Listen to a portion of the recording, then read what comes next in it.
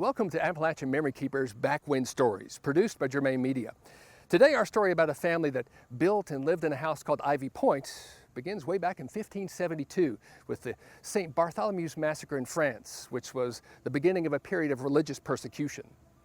Among those being attacked for their religious beliefs were three hardened brothers who were among countless waves of immigrants to this country from Europe seeking to start a new life.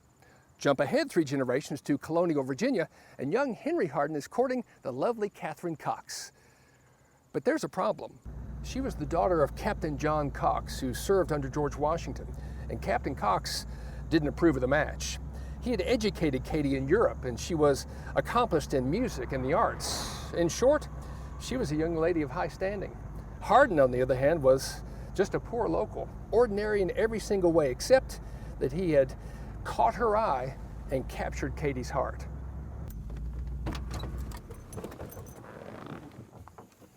So, what do young couples do when their parents don't approve? They elope, or in this case, they gallop as fast as they can, heading south of Roanoke, Virginia to the mountains of North Carolina, not far from where we're standing right now in Ashe County. Not to be outdone, Captain Cox mustered the cavalry and tracked them to these very mountains. But there's a twist. When he saw the love in his daughter's eyes, Cox was in a quandary. If he strung Henry up by his boot heels, he knew that his daughter would never forgive him. So the captain changed his strategy. Cox would make a deal on one condition. He would buy a large tract of land in the present-day Beaver Creek community if Henry agreed to put down roots and not take his daughter Catherine into the dangerous Cherokee lands to the west. Cox had been a captive of raiding Indians as a youth, and he knew the dangers. Henry shook his father-in-law's hand, and the marriage deal was sealed in the late 1700s. Fast forward 2 more generations, and Henry and Katie's granddaughter Nellie met a tall, dark, and handsome wagoneer by the name of Julius.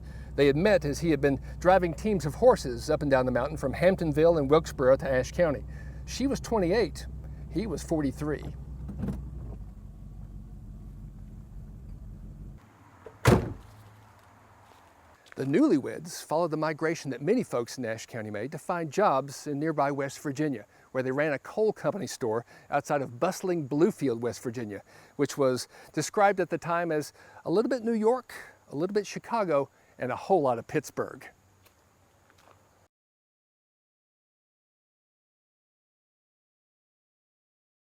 After they had saved enough money to start their life back in Ashe County, North Carolina, they returned and built this house around 1906 and started raising 2 daughters, a flock of sheep, and many horses.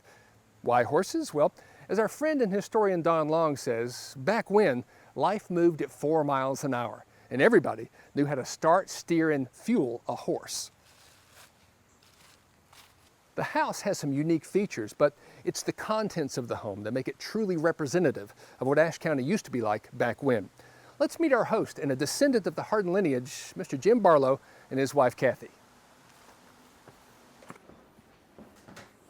Good morning. Good morning. Hey, how are you? Good. Hey, Scott, how are you? Good, doing good. Good to see you. Thanks for inviting us to your home. Oh, today. you're certainly welcome. We're happy to have you We here. are pretty excited to learn some history today. Well, we're a little bit. It's worth noting that you've got your Sunday go-to-meeting overalls on this Well, morning. we had to dress up knowing you was coming, I so know, yeah. but after years in the corporate world and having to dress up for work every day, this is what you wear every day. This is what we wear every day. I was a banker and a stockbroker, and I wore 3-piece suits and tassel loafers for 40 years. So I'm glad to be dressed like this It's a lot now. more comfortable. Yes, it is. Your daughter Julie once commented that this house would be a great history museum of local and regional history, but I think it already is. Well, we have been pack rats, and we've saved things right down through the generations, and we're really happy to be able to share them with you and anybody else that wants to come see them. We look forward to exploring all that. Yeah. Something else about this house, it has some wonderful examples of Washington Ray furniture. Now, Wash Ray was the father of fine furniture making in these parts, starting about 1890. That's correct. And we've got an example of this right Yeah, here. this is a Wash Ray piece of furniture right here, and you can tell that it's Wash Ray because he had water laid somewhere, and see how that is lathed there and here and up there Right. and down here. And It's worth noting this is pre-electricity. Oh, so the absolutely. water lathe was Yeah. that was his source of power, was water going by his. That's correct. His shop. That's correct. And you can also see where it's pegged together up there. There's no screws or nails or anything like that. Another piece that's a signature item on Washington furniture. Curly maple. I see you've got a cook stove over there. We sure do. You wanna We take a sure look do. at it? Let's go over there and take a look. Excellent. Well, Jim, this is a beautiful cook stove, baby blue. Baby blue, yeah. My grandmother, Nellie, bought this off of a traveling salesman sometime during the Second World War. Well, Jim, we have a unique front door here. What can you tell me about this door? This door has been on the house as long as the house has been here, and that particular pane of glass, it's etched glass, and it has a scene with deer on it, and that's very appropriate for this day and time. We didn't have many deer when I was growing up. Right, they hunted them out. Yeah. What do we have here, Jim? This is an old cabinet that belonged to my great-grandfather and grandmother, Newton and Susan Spears. It's a very old piece of furniture. Early 1800s? It's probably 200 years old, yeah. Right. Yeah. And one of the reasons it's made it this far is it's really sturdy. It is sturdy, and it's been used. You can see there are character marks. It's been banged up, so there's character marks on it. Something else that's impressive is that the paneling in this foyer is chestnut, but it's not like any chestnut that I've ever seen before. No, it's not, because the house was built before the chestnut blight hit. It was very common to use chestnut in houses at that time. There are no wormholes in it because it's no wormy chestnut. There's no wormholes in it. It's before wormy chestnut was even a thing. It's before it was a thing. It sure is. Something unique also in this foyer is we have on the wall going upstairs, we have a unique set of photos. What do we have there? But it's all of our ancestors that we have photos of. You have to be dead to get on this wall. But I don't see room really for you and Kathy, so you'll have to live forever. I think the kids will have to figure that one out. I'm looking forward to hearing the stories. Let's go check it out. Okay, cool. All right, Jim, we're going back in time, We sure are. and we've made it to the top of the dead wall. This is the very top of the dead wall. Who do we have here? Well, these two right here are my Uncle Bob Hardin, and he ran a dairy up the road. When I was little, I used to go up there and milk cows. I love this shot right here. He's so carefree. Quite a ladies' man, I think, I in can his tell. younger days. I can tell. Who we have This here? is my grandmother Nellie when she was very young, and this is Julius's mom and dad, Newton Spears and Susan Tomlin Spears. Above that is Kathy's grandmother's parents. They were Paynes from out at Idlewild. Okay. And we've got a story about Newton, don't we? We sure do. Yeah, Newton was a justice of the peace in Hamptonville, North Carolina. And so he tried to dispense justice down there. Keeping harmony in Hamptonville. Keeping harmony in Hamptonville. But you've got an item from that judgeship. I sure do. I have the old gavel that he used to bring in, just order in the court. Nice, nice. And also, Nellie, we've got some stories about Nellie. She was very connected with the origins of St. Mary's Church. She was. It's when the bishop came from, after St. Mary's was just built, the bishop came from Asheville to consecrate the church. And at that time, the other denominations, the Baptists and the Methodists, did not want another denomination coming into the county, so they armed themselves and surrounded the church and wouldn't allow the bishop in to consecrate the church. Those highfalutin Episcopalians. Those highfalutin Episcopalians, that's exactly what it was. But they didn't stop it, did they? They did not stop it because the bishop and there were, I think, 19 of them that were confirmed that day. They went to the Hamilton house, which is very near to where the church was, and she was one of the original confirmands at St. Mary's. Right there in the front yard. Right there in the front yard. Well, we're moving down the dead wall, and right here we have Julius, who was my grandfather, Julius Spears, and his wife, Nellie Hardin Spears. And they are the ones that actually built this house. There's a story I was told in my youth about Julius, that he was living in Hamptonville right after the Civil War, and carpetbaggers came through and they were stealing the silver from the house. And he was sick with pneumonia in the bed, and the carpetbaggers pulled the sheets from under him to wrap up the silverware. And I've always thought about that, how hard that was. We come to Kathy's mom and dad. This is Willard Church and her mom, Levon Church. Willard was an interesting individual. He worked as a logger and sawmiller all of his life. And used to look at him, and he always wore overalls like we did, and he'd get a chainsaw, and he'd just lay that chainsaw on the side of his belly, and it was just like a hot knife through butter.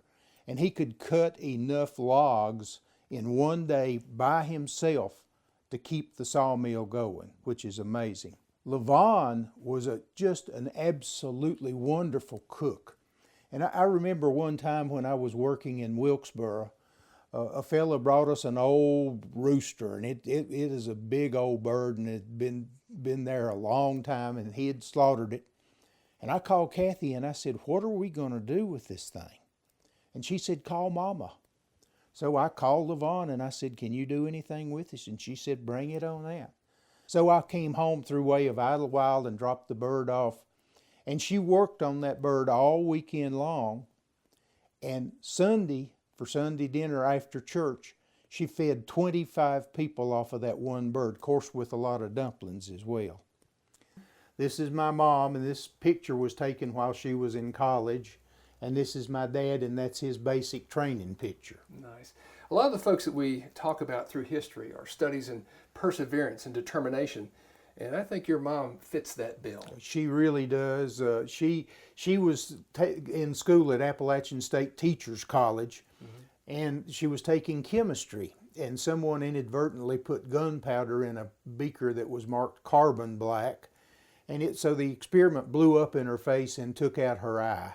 But she didn't let that stop her. Never let stop a thing. She just continued to work, and she taught journalism, dramatics, and English in the Ashe County school system for 42 and a half years. And she was instrumental in starting what? The Little Theater. She was one of the very founders of the Little Theater, which carried over from her experience in dramatics. Nice, and it's still going strong Still today. Going strong, sure is.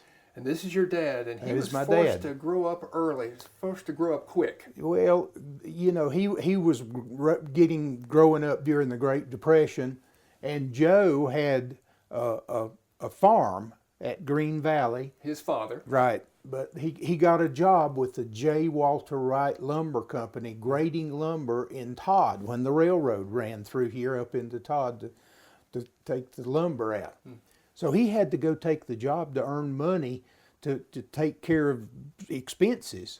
So Daddy was just 9 years old, and he had to take over the entire thing at the farm. There were crops, there were livestock. They even had geese that they plucked the down off of and sold the down for bedding. That's a lot of responsibility for a kid. For a 9-year-old, it sure is. Now, when World War II beckoned, he jumped at the chance to serve his country and get off the farm. Get away from the farm. He had had all of it that he wanted, that's for sure. He'd been running the farm for a number of years. And I hear there's some stories in the parlor. You want to check those out? there is, we will. Let's do it. These spoons have been passed down. They belong to my great Susan Tomlin's mother, Catherine Buxton, before she was married. And they probably date back to the late 1700s or the early 1800s. We were still using these spoons when I was a young boy, and we had a hog pen back in the back, and that spoon dropped into the hog slop one day, and so it's got teeth marks, hog teeth marks all over it. Did you get a whipping for that? I sure did. Jim, we're still in the parlor, but we have a unique piece of Ashe County history that we're going to talk about. We do. What do we have here? This is a desk that my Aunt Virginia bought at Tam Bowie's estate sale.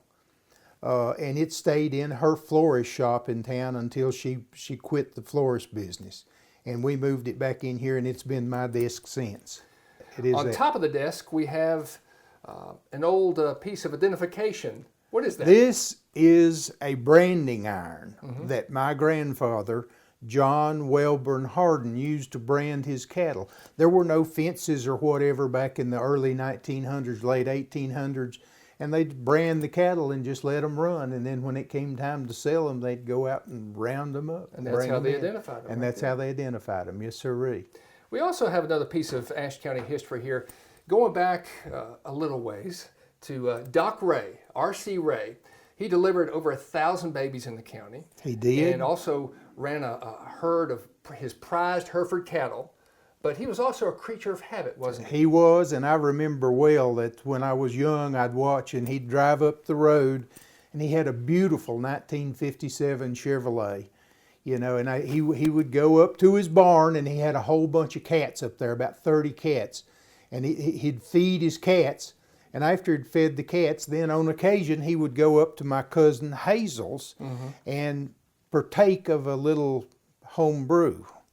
This week, when Hazel got sick one time, we went in and cleaned out her house, and we found this there at that time. What is this?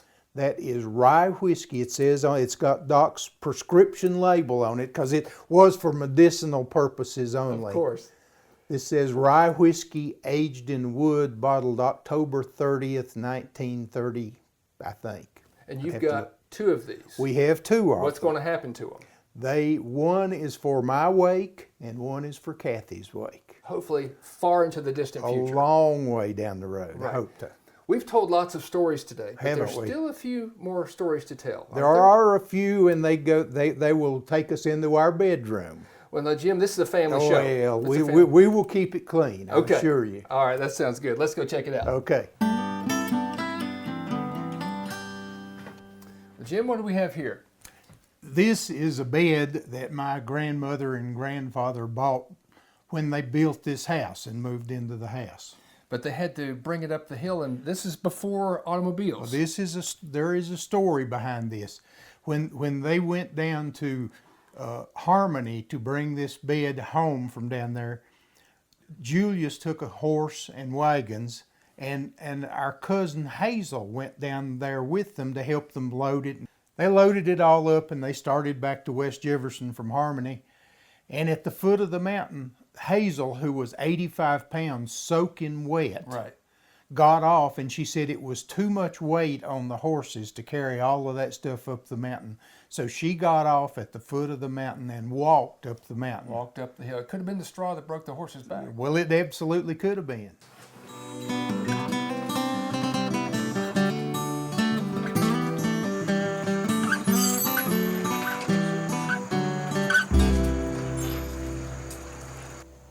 Jim, we're standing in front of a pretty important building on a homestead. What do we have here? Well, this is the spring house, and it has constantly flowing water that runs from gravity from a spring over in the holler about a quarter of a mile away. Why is this spring house important to a homestead or a home? Well, obviously, you have to have water in order to cook and everything else. But it also cools things. The water's a constant temperature. About since 55 degrees. That's correct. And it cools things in the summer and warms things up in the winter, so you can leave your canned goods in there in the wintertime and they won't freeze. Nice. How can you tell that the water's good and pure? Well, if you go to the reservoir over in the holler, there's all kinds of crawdads running around in there. And when we first got the water in here, there was multitudes of little teeny salamanders that came through. So if it's good enough for crawdads and salamanders, it's good enough for me.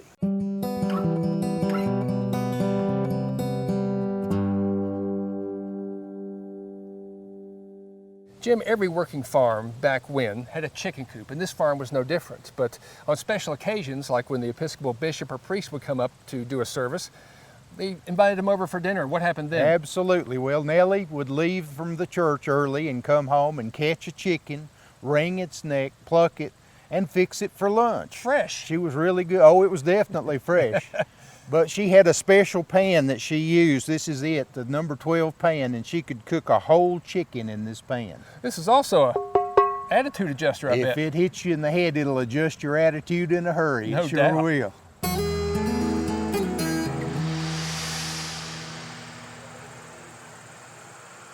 Jim, at first glance, this chimney looks like it might be a cinder block chimney, but it's not. What is it? No, it's soapstone that was quarried from a quarry about 2 miles south of here, right next to where the old Virginia Creeper Railroad ran. Now, I've heard that quarry goes back maybe as far as 4,000 years. Native peoples used it to make bowls and figurines that they traded as far away as Ohio. Well, Jim, we finally made it to the front porch. We sure did. Feels good to sit down for a second. It does. Now, we talked about Julius running a flock of sheep here. What did they do with those sheep? Well, as a young boy, I remember they would catch them. Folks would come in to help us because it was a big job. Sure. And they'd catch the sheep and put them on a table, and they had hand shears, and they would shear the wool off the sheep. What did they do with the wool? Well, they sold most of it, but then Nellie would keep some, and she would fashion it into yarn. She'd use something like the spinning wheel that's behind us. Then she would knit it or do something else with the yarn. Well, Jim, we have really enjoyed going back in time and meeting some of your ancestors, Julius and Nellie and Katie. What do this house and its contents and the people who've lived here, what does it mean to you and Kathy? Really, it means everything, because, you know, we treasure the fact that we have this lineage coming all the way down from many generations before. And you're connected to it. We are definitely connected you live to in it. It's every day. And they have passed all this stuff down to us, and you know, and we feel like we're just stewards of it to take care of it while we're here. So we talk about the past a lot. We talk about history. But what's the future of Hiva Point? The future will be up to our children, our daughter Julie and our son Adam.